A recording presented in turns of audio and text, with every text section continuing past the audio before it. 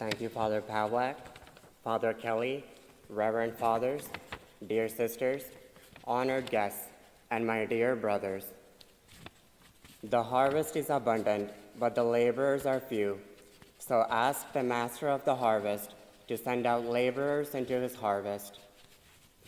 The years I have spent at this seminary, engaged in formation, have been a period marked by grace, blessings, and personal growth, for which I am deeply thankful. To become a priest has been a desire in my heart ever since I was little. From where it came and how it started, it's still a mystery to me. However, what I do know is how the love for the priesthood grew over time, because at that time, I thought that becoming a priest was the way to fully serve God. My earliest memory was me playing in my backyard in my hometown of Thrissur, India. I was around 5 years old.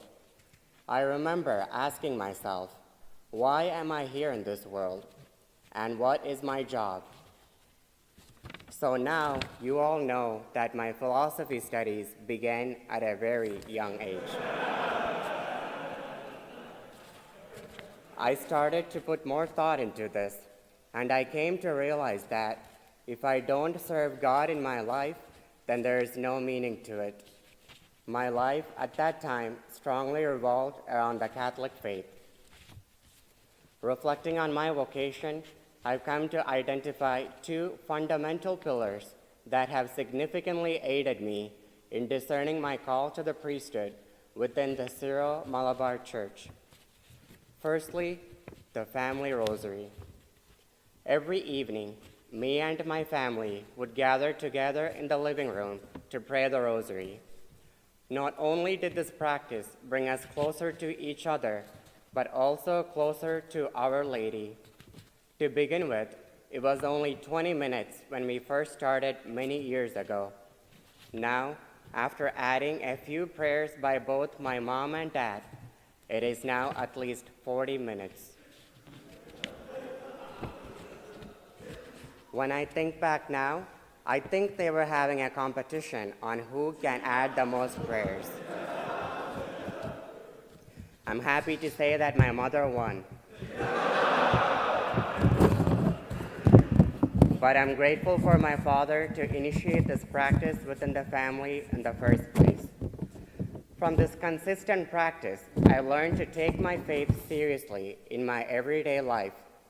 At this point, having a solid foundation in my faith was crucial to help me get over my intense period of struggles with scrupulosity and depression for my teenage years to come.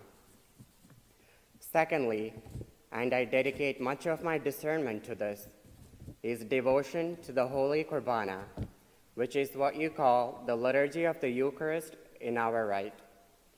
This question has been put to me a few times from my friends. Why be a Syro Malabar priest? The cultural practices of our church, the tradition, and the discipline, all of these ignited a fire in my heart that even just the thought of serving as a priest in our church gave me much joy and peace, both in my heart and mind.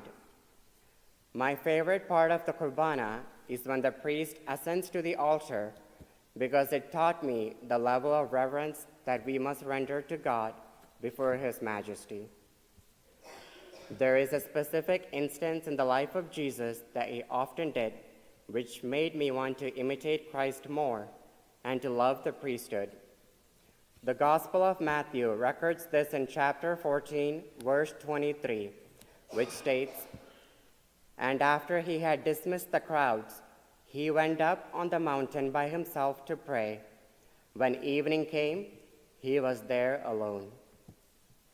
During my adolescence, this is what I strived for: to spend time in prayer alone with the Lord in front of the Blessed Sacrament, only to enjoy His presence and to experience peace in both my heart and mind. But more importantly, to understand the Father's heart and to live accordingly to His will. To conclude, under God's providence in 2021, I joined St. John Vianney College Seminary, and these years have been a time for me to grow in my personal relationship with God and His church, both through my prayer life and my responsibilities. Being aware that whatever I am is by the grace of God and nothing else, and in thanksgiving for the mercies and blessings which I have graciously received from the Lord, I say, Praise be Jesus Christ.